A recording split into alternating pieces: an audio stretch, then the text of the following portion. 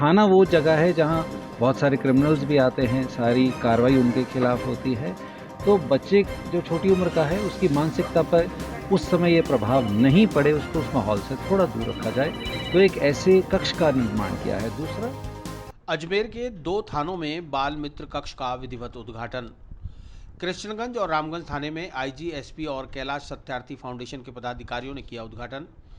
बाल आयोग और कैलाश सत्यार्थी चिल्ड्रन फाउंडेशन के सहयोग से पुलिस के साथ मिलकर प्रदेश के 22 थानों में 22 बाल मित्र कक्ष स्थापित किए जा रहे हैं। इसी कड़ी में बुधवार को अजमेर के कृष्णगंज थाना और रामगंज थाने में 2 बाल मित्र कक्ष का विधिवत उद्घाटन किया गया।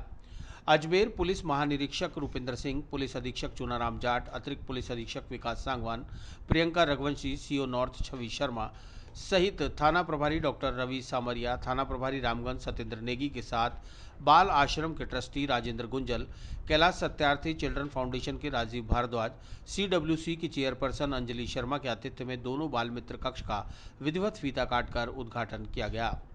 इस मौके पर पुलिस महानिरीक्षक रूपिंदर सिंह ने बताया कि बाल अपराधों से संबंधित मामलों में पीड़ित और बाल अपचारी को पुलिस थाने में खाकी के खौफ से निजात दिलाने के लिए बाल मित्र कक्ष स्थापित किए जा रहे हैं, जिनमें जुवेनाइल जस्टिस एक्ट के प्रावधान के तहत जब भी पीड़ित बच्चा थाने आएगा तो पुलिसकर्मी उससे सादा वर्दी में बातचीत करेंगे। उसके साथ बाल रूप वाला वातावरण स्थापित किया जाएगा।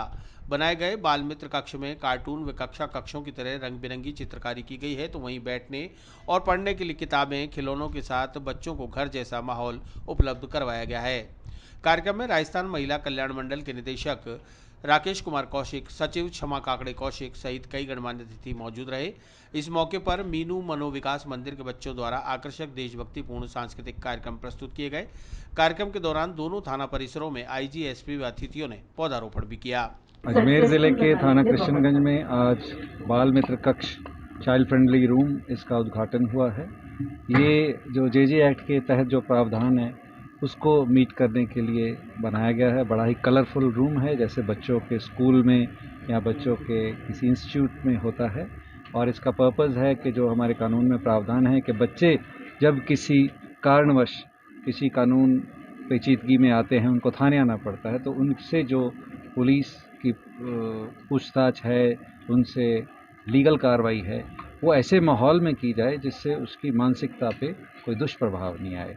तो उसके लिए जहाँ पुलिस अधिकारी उन प्रावधानों का पालन करता है, उसके लिए एक ऐसा माहौल तैयार किया गया है, उसका बैठने का, उसका कमरा, उसका रुकने का, और आसपास जो उसकी दीवारों पे चित्र हैं या चार्ट्स हैं या उसकी एक्टिविटीज़ हैं, जब वो फ्री बैठे तो कुछ काम कर सके, तो ऐसा एक माहौल तैयार किया गया है। तो इसमें बचपन बचाओ आंदोलन, कैलाश सत्यार्थी फाउंडेशन, सीडब्ल्यूसी अजमेर और किन्हीं एनजीओ सबका योगदान रहा है। हम सबके आभारी हैं। आज अजमेर में ये कार्यक्रम 2 थानों पे है, कृष्णगंज थाने और रामगंज थाने पे। इसके लिए जिला पुलिस अधीक्षक अजमेर और उनकी टीम जो है वो भी धन्यवाद के पात्र हैं, जिन्होंने बड़ी इंटरेस्ट से इस चीज़ को, इस कमरे को तैयार करवाया। सर, फ़ायदा किस तरह से मिलेगा? अगर बच्चे आते भी हैं तो इस तरह का माहौल भी आप देते हैं, तो क्या फ़ायदा मिलने वाला है बच्चों? सबसे पहला बात है कानूनी प्रावधान की पालना। जो जे एक्ट में प्रावधान है वो है कि ऐसा एक माहौल हो जहाँ बच्चे को एक, क्योंकि थाना वो जगह है जहाँ बहुत सारे क्रिमिनल्स भी आते हैं, सारी कार्रवाई उनके खिलाफ होती है, तो बच्चे जो छोटी उम्र का है उसकी मानसिकता पर उस समय ये प्रभाव नहीं पड़े, उसको उस माहौल से थोड़ा दूर रखा जाए, तो एक ऐसे कक्ष का निर्माण किया है। दूसरा, जो जे एक्ट के खुद के प्रावधान है उसमें है कि पुलिसकर्मी उससे वर्दी में नहीं बात करता है, और ताकि उसके मानसिकता में ये रहे कि अगर उससे अपराध हुआ है किसी, इसलिए हम उसको अपराधी नहीं कहते, दूसरे को अपराधी, इसको हम बाल अपचारी कहते हैं या विधि के विरुद्ध संघर्षरत बाल कहते हैं।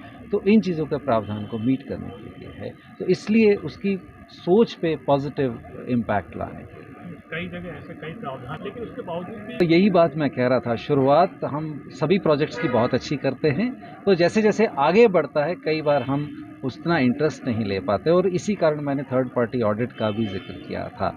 तो उसका पर्पज़ यही है कि समय के साथ ढिलाई नहीं आए, हम उसको कैजुअली नहीं लें और उसका सदुपयोग करें। जो बच्चे पकड़े जाते हैं सर, कुछ दिन ये इनके लिए सरकार के सोशल वेलफेयर के रिहैबिलिटेशन प्रोग्राम्स होते हैं, वो ध्यान भी रखते हैं, लेकिन आप सही कह रहे हैं कि थाने को हम इतना बड़ा चार्टर अभी नहीं दे सकते हैं, लेकिन येस, ऐसी इंटरवेंशन से जो हमारा रोल है वो ज़रूर स्पेसिफाई हुआ है।